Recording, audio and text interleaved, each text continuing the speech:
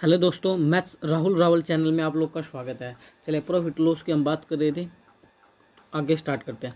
10% की छूट पर एक वस्तु को 1800 रुपये में बेच दिया।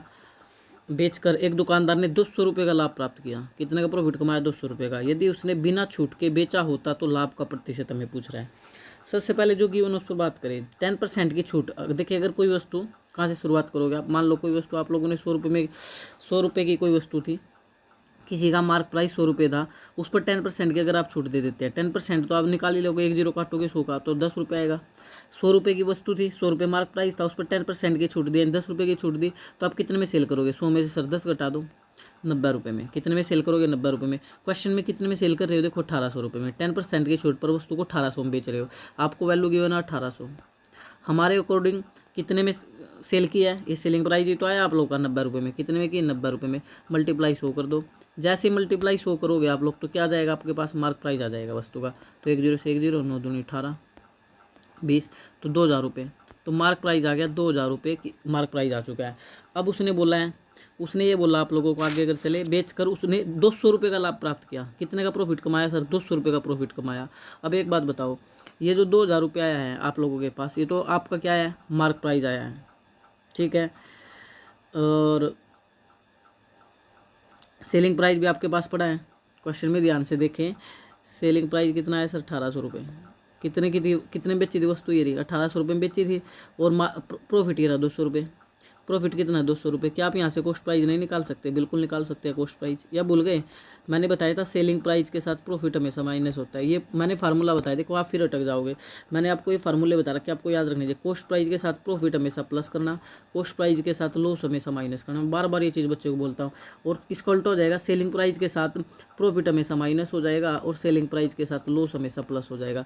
सर क्या निकलेगा ये? भाई अगर निकालना है तो देखो, ये फार्मूला बन गया एसपी का, ये फार्मूला भी बन गया एसपी का, ये फार्मूला बन गया इधर सीपी का, ये फार्मूला बन गया इधर सीपी का। क्योंकि जब एसपी पी दे रखा है, एसपी एल दे रखा है, तो प्रो ये सीपी का बन जाएगा, ये एसपी का बन जाएगा, ठीक है। लेकिन आप सिर्फ इतना याद रख लो, कॉस्ट प्राइस के साथ प्रॉफिट को प्लस करते ही आपके पास एसपी आ जाएगा, कॉस्ट प्राइस के साथ लॉस को करते ही एसपी आ जाएगा, सेलिंग प्राइस आ जाएगा। तो कुल मिलाकर याद ये रखना है कि कॉस्ट प्राइस में प्रॉफिट प्लस, सेलिंग प्राइस में प्रॉफिट लेस। चलें, फर्स्ट राइट पर आ जाओ। अब आप देखो, सेलिंग प्राइस और प्रॉफिट आपको गिवन है, तो 1800 रुपये में 200 आप लेस कर दोगे तो 1600 रुपये। यहाँ यहीं लिख देता हूँ 1600 रुपये, 1600 रुपये। तो आपके पास कॉस्ट प्राइस 1600 रुपये आ गया। कॉस्ट प्राइस कितना आ गया? 1600 रुपये आ गया। सेलिंग प्राइस कितना आ गया? 1800 रुपये आ गया। सेलिंग प्राइस तो गिवन था 1800 रुपये। अब क्वेश्चन अच्छे लेवल का है। देखो, यदि उसने बिना छूट के बेचा होता, अगर डिस्काउंट ना दिया होता, तो लाभ प्रतिशत पूछ रहा है। अब बच्चा कन्फ्यूज हो सकता है। कन्फ्यूजिंग क्या है? बच्चा देख रहा है सर वस्तु 1600 रुपये की है, ध्यान देना भाई, वस्तु तो सर 1600 रुपये खरीदी है, कॉस्ट प्राइस ये आया है 1600 रुपये। ये जो 1600 रुपये आप लोग देख रहे हो, ये आपका कॉस्ट प्राइस ही तो आया है। ये 1600 रुपये आप लोगों का कॉस्ट प्राइस आया। वस्तु थी 1600 रुपये की, ये रही वस्तु 1600 रुपये की थी, और सर सेलिंग प्राइस 1800 रुपये का है। तो 200 का प्रॉफिट कमाया। कितने का प्रॉफिट कमाया? 200 का प्रॉफिट 1600 रुपये। बिल्कुल गलत सोच रहे हो, आपका सेलिंग प्राइस 1800 है ही नहीं। आपका सेलिंग प्राइस 1800 लिखा तो है, वस्तु 1800 में बेचा नहीं भाई। ये तो 1800 में तब बेचा था 10% की छूट के साथ। क्वेश्चन में ये बोला हुआ है, यदि उसने बिना छूट के बेचा होता, छूट ना दी होती, छूट ना दी होती, तो देखो अगर छूट ना देता तो फर्स्ट ऑफ ऑल सबसे पहले तो आप इस चीज़ को कन्फर्म करें कि यहाँ पर अगर छूट ना देता तो वस्तु जो थी वो 1800 में नहीं बिकने वाली थी। वस्तु 1800 में नहीं बिकने वाली थी। तो आपको क्या करना है? सिंपल सी बात, अगर आप याद रखें, 200 रुपये का तो प्रॉफिट ये रहा, 200 रुपये का तो प्रॉफिट ये रहा। और आपका मार्क प्राइस क्या है? ये रहा। मार्क प्राइस की अगर बात करूँ तो मार्क प्राइस कितना आया था आप लोगों का सर? 2000 रुपये। मार्क प्राइस कितना आया था? 2000 रुपये। तो अगर वो 10% की छूट ना देता, तो इस पर 10% निकालना, 10% की छूट कितनी बनती है? 10% की छूट का 200 रुपये। देखो, 10% की छूट का मतलब कितना? 200 रुपये। तो अगर वो छूट ना देता, 200 रुपये तो ये कमा लेता, ठीक है। 10% की जब छूट ना देता तो 200 रुपये कमा लेता, और 200 रुपये का प्रॉफिट ये रहा। तो 400 रुपये, ये ध्यान रखना, 400 रुपये का उसको बेनिफिट होता। 200 प्लस 200, 400 रुपये का वो प्रॉफिट कमाता। कितने पे कमाता? वो तो कॉस्ट प्राइस आप लोगों ने निकाला ही था, कॉस्ट प्राइस 1600 रुपये पे। किस पे निकालता? 1600 रुपये पर। और मल्टीप्लाई में 100 कर दो, आपका आंसर आ जाएगा भाई। सर 2 0 से 2 0, 4 चौके 16, 4 से वैल्यू काटोगे 25, तो 25%। कितना आंसर आ जाएगा, 25% का प्रॉफिट वो कमा लेता। ऑप्शन देखो है ए ऑप्शन पड़ा 25% का। बच्चे गड़बड़ क्या करते हैं, जल्दबाजी में ये करते हैं कि 1600 रुपये में खरीदी, 1800 में बेच दी, 200 का प्रॉफिट कमाया। अरे ये 1800 रुपये सेलिंग प्राइस है, लेकिन ये तो 10% छूट देने के बाद है ना, 10% छूट देने के बाद है। क्वेश्चन बोला यदि उसने बिना छूट के खरीदा होता, बिना छूट के बेचा होता, तो बिना छूट के जब बेचता तो 200 रुपये का प्रॉफिट यहाँ भी तो कमाता है। यहाँ तो 2000 पर 10% का उसने क्या दिया था, डिस्काउंट दिया था। बोला डिस्काउंट देना ही नहीं है, तो 200 रुपये तो ये बचा गया, और 200 रुपये का प्रॉफिट उसको खुद ही चाहिए। ये रहा 200 रुपये, तो टोटल प्रॉफिट कितना हो गया, 400 रुपये। इस बात का आप ध्यान देंगे। नेक्स्ट क्वेश्चन बढ़ जाते हैं। एक कपड़े के व्यापारी ने आधे कपड़े 40% लाभ पर बेचे और शेष के आधे कपड़े 40% हानि पर बेचे और शेष कपड़े लागत मूल्य पर बेच दिए।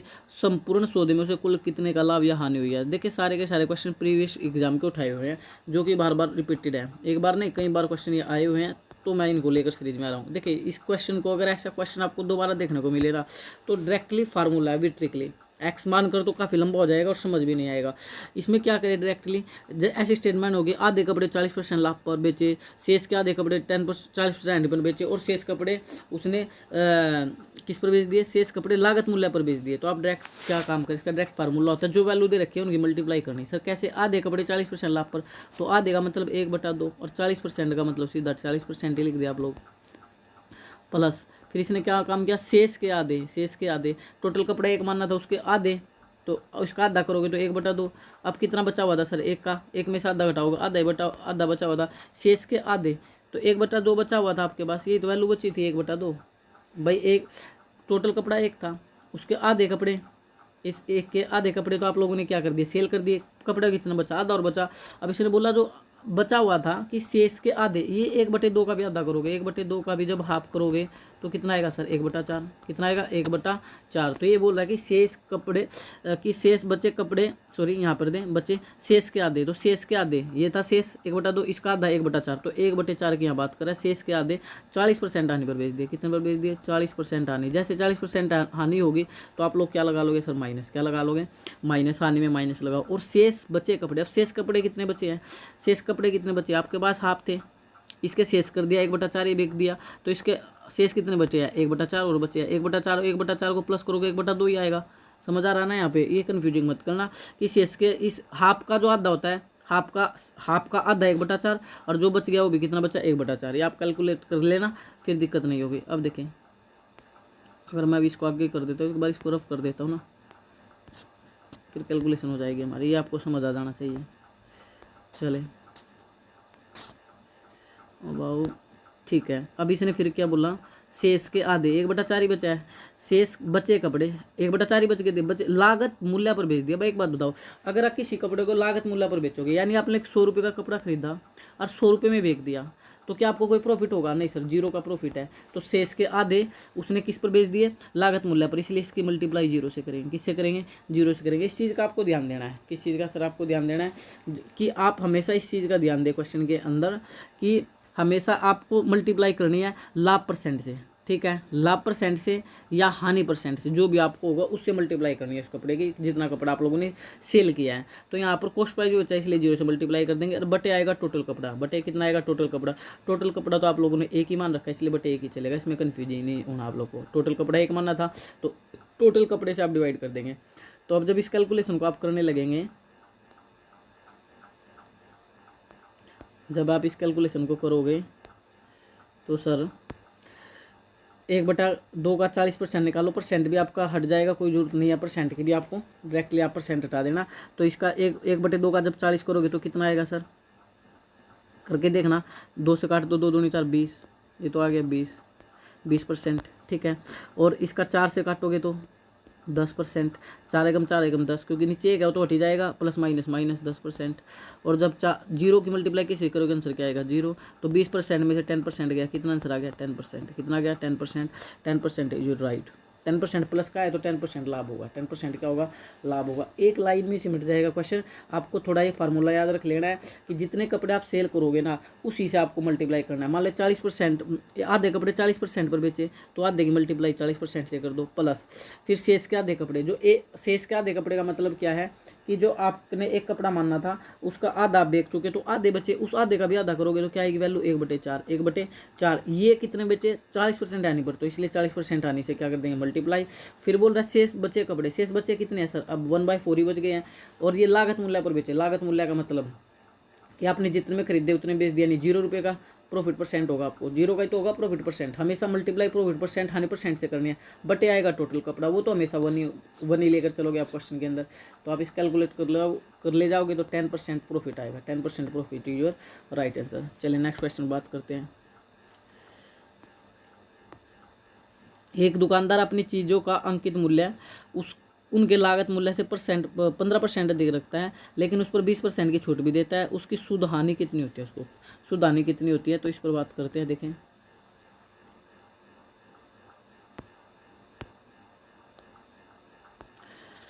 एक दुकानदार अपनी चीज़ों का अंकित मूल्य उसके लागत मूल्य से 15% अधिक लगता है। तो पहले आप कॉस्ट प्राइस ले लो, ठीक है, 100 रुपये मान लो कॉस्ट प्राइस, और ये तो आपका लागत मूल्य हो गया। लागत मूल्य से कितना परसेंट अधिक रखता है, अंकित मूल्य 15%, तो मार्क प्राइस कितना आ जाएगा, 100 का 15% निकालोगे तो सर 15 ही आएगा। 15%, 15 तो 115 रुपये लग देगा। मार्क प्राइस कितना रख देगा, 115, लेकिन उस पर 20% छूट भी दे देता है। सर इसी पर 20% क्या देता है, डिस्काउंट, 20% छूट दे देता है, तो 20% निकाल ही सकते हो आप इसका। सर 20% कैसे निकाल लिया हम इसका, बड़ा ईजी है भाई। देखो, अगर आप इसका 20% निकालना चाहते हो तो या तो आप 1/4 कर लो, 20% का मतलब कितना होता है, 1/4 से डिवाइड करो नहीं तो आप 2 से मल्टीप्लाई कर लो, 115 का डबल कर लो। 100, देखो 20% निकालना, देखो 100, इसका में 20% निकालना है, कितना निकालना, 20%। 10% आप समझ पा रहे हो, 10% में 1 0 काटते हैं, 0 10 तो 11.5 हो जाएगा। इसका 10% 2 से मल्टीप्लाई कर दो तो 11 दूनी 22 और 5 दूनी 10, तो 23 रुपये। कितना आ जाएगा, 23 रुपये। 11.5 का डबल करना है, 11.5 का डबल करोगे तो 23। ये तो आप लोग कैलकुलेट कर लोगे, 20% कितना आ गया, 23। तो 23 रुपये आप लोगों ने क्या दे दिया, डिस्काउंट दे दिया। तो 115 में से 23 घटा दो भाई, 115 में से 15 घटा दो, 100 और 8 और घटा दो, क्योंकि 15 और 8 23 होते हैं, तो 8 और घटाओगे तो 92 रुपये।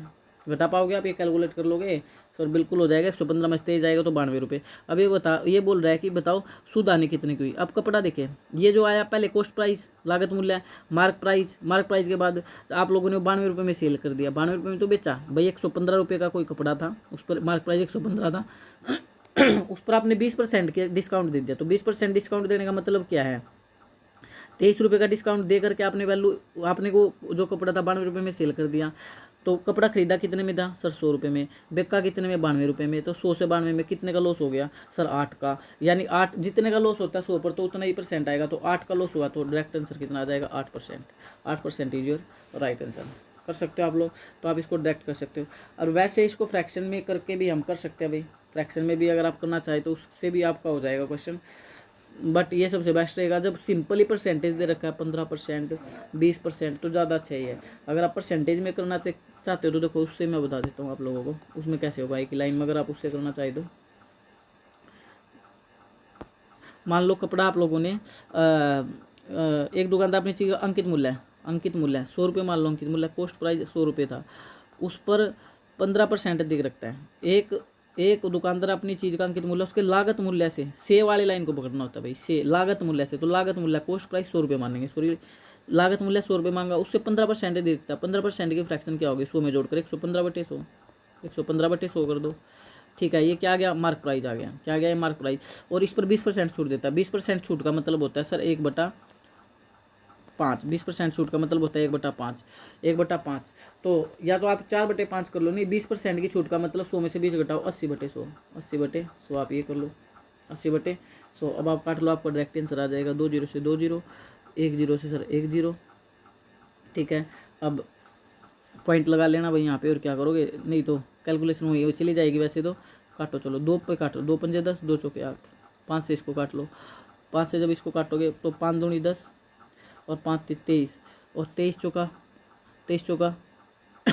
92, 23 चौका 92। तो देखो आपके आगे डायरेक्ट एक लाइन में ये क्या था, कॉस्ट प्राइस, और ये क्या आया सेलिंग प्राइस। तो 100 रुपये वाली वस्तु 92 में बेच दी, तो कितने का आपका लॉस हो गया, नेट लॉस कितने का आ गया 8% का। तो आप इसमें डायरेक्ट फ्रैक्शन मेथड से कर सकते हैं, डायरेक्ट मल्टीप्लाई लगा करके फ्रैक्शन के रूप में बदल ले तो हो जाएगा। नेक्स्ट क्वेश्चन देखते हैं भाई। चले भाई, वीडियो काफ़ी लंबी चल जाएगी तो हम यहीं रखते हैं इसको। जय हिंद, जय भारत। आपको समझ आ रहा है तो लाइक शेयर सब्सक्राइब करना ना भूलें।